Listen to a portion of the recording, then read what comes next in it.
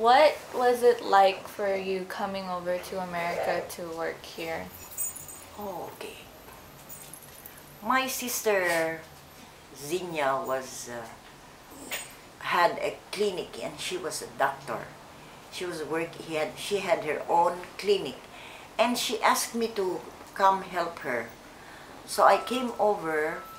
I was working in tourism as a tourism, you know, I was one of those guiding or training people to become tour guides.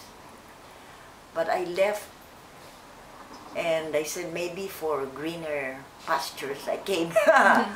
And I went to West Virginia where originally I was born. So I worked there with my sister as her manager and everything. And but at the beginning, when I first came, they left me in their house and I was left to answer the telephone, whatever, and cook whatever I could do. The telephone rang. I remember the phone rang, and so I went to answer it. And I said hello. And at the other end, the only thing I could understand was hello. The person there was talking and I could not understand nothing. I could not understand the English. Although I was speaking English, it was a different kind of English. For instance, my sister is in the Philippines, she is Mrs. Dayo. Here, they called her Deo. And I could not even, the sound is different. And then I heard a name of one of their kids. So I said, I'm sorry, I don't understand you. I put it down. I didn't understand anything.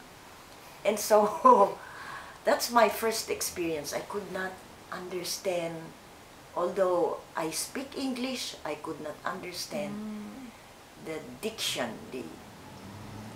of the American diction, English of the American English. I could not understand. It took me like maybe 2 weeks before I could start understanding the English language. Interesting. Did you have to sacrifice anything in order to move here? Oh, of course, I had to leave my husband and my children. They were all in college. And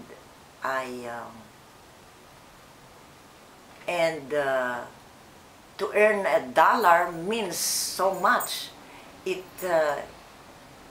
I send dollar to the Philippines, my children will be able to go to school, to college. They were all in college, 4 of them. So we needed dollar.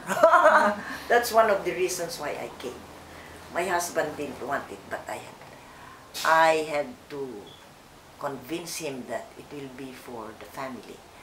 I was sending my salary, in my dollar salary, and it was tiny. I used to send $500 a month, and it was equivalent to like 10,000, and 10,000 pesos was a lot already.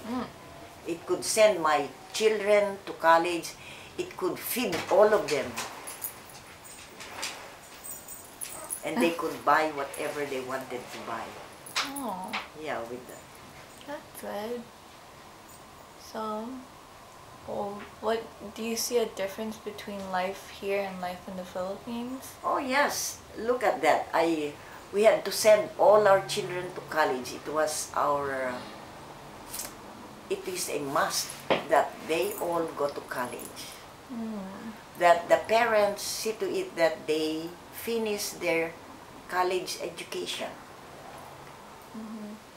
Our policy was most of Filipinos let their children stay with them until they get married. Once they get married, that's the only time that they get out of the family. What about the difference between life here? The difference between life here and the life in the Philippines? In terms of what? In terms of just like Okay. community or Life people? here is a lot different because here you do everything. Life is always on the go. Always on the go. You have no time to. You hardly have any time for yourself. You have.